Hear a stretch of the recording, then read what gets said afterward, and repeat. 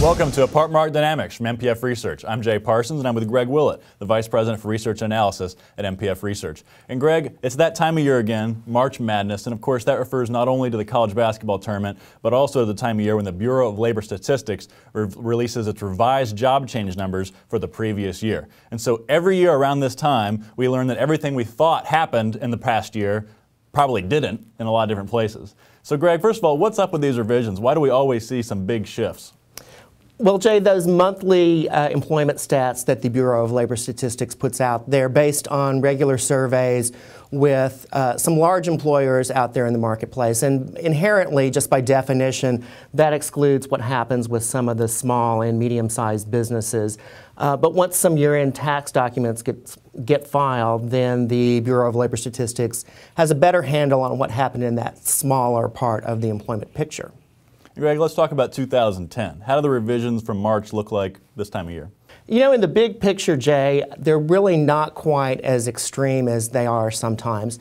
The BLS has a hard time usually when there's an inflection point in the marketplace and the pattern goes from a different direction than it had been. And we really did have that in 2010, but it occurred really early in the year. So they had most of the year to really get on track and figure out what was going on.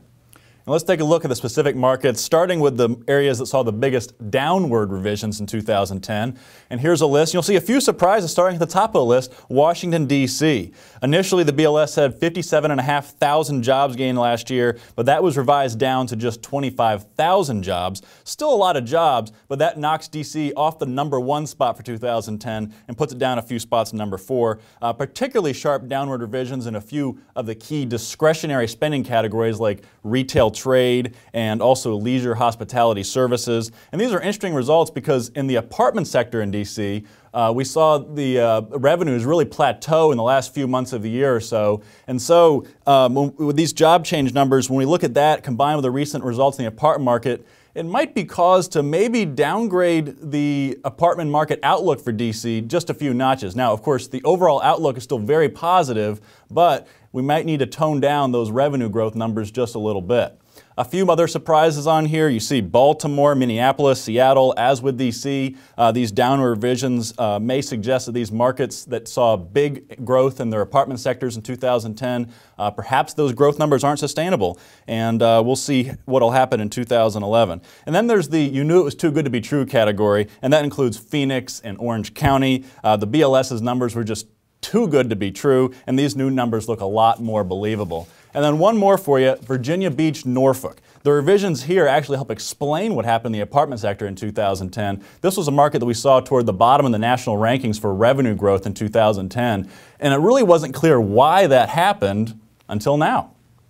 Well, Jay, let's turn to the markets then that got the upward revisions in their job stats. And another graphic for you here, we will start off with Chicago, which in the initial numbers, the Bureau of Labor Statistics said they lost 39,300 jobs.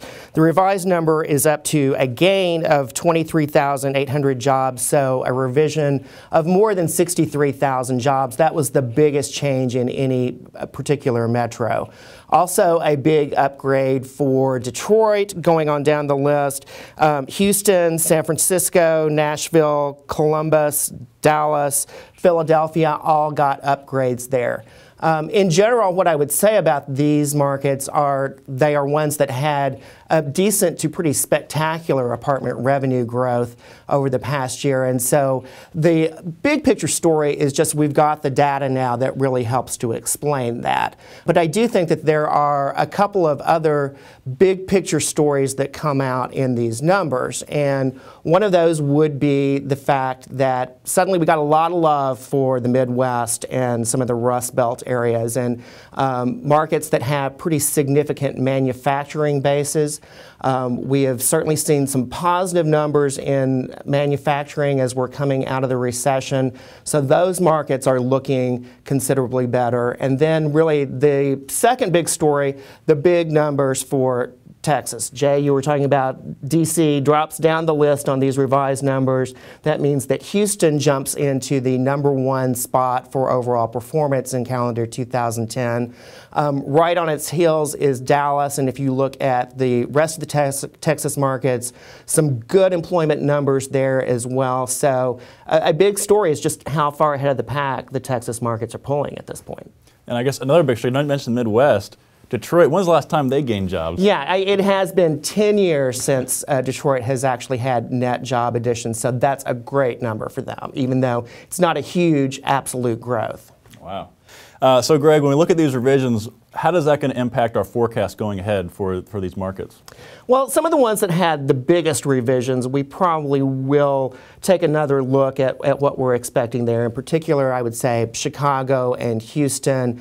The growth numbers are strong enough now that we'll probably upgrade the expectations moving ahead, not just for the economy, but for the apartment market as well. But in the big picture, as we both alluded to, the numbers, for the most part, just help explain what has happened thus far, and the pieces of the puzzle just fit together a little better now. Sure. Well, there you have it. And one final note for you. Come in March 2012, the BLS will again release new revisions for 2010, but that second round of revisions tends to be much more minor compared to this first round here. So that wraps us up for today. Until next time, for Greg Willett and MPF Research, I'm Jay Parsons. Thank you for watching Apartment Market Dynamics.